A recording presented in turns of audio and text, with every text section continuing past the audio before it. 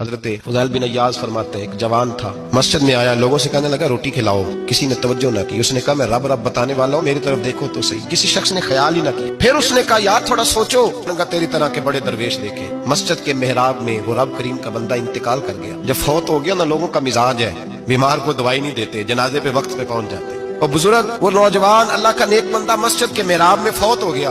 حضرت فضیل ابن ایاز کہتے ہیں امام صاحب نے اعلان کیا چندہ دو، کوئی لاوارث فوت ہو گیا، کفن دینا۔ چندہ اکٹھا ہوا، کفن خریدا، جنازہ پڑھا، عشاء کے بعد دفن کر کے آئے۔ فجر کی نماز کے لیے جب امام اور مؤذن مسجد میں آئے تو چیخیں مارنے لگے، دور دور تک آوازیں پھیل گئی، دنیا دوڑی آئی، کیا ہوا؟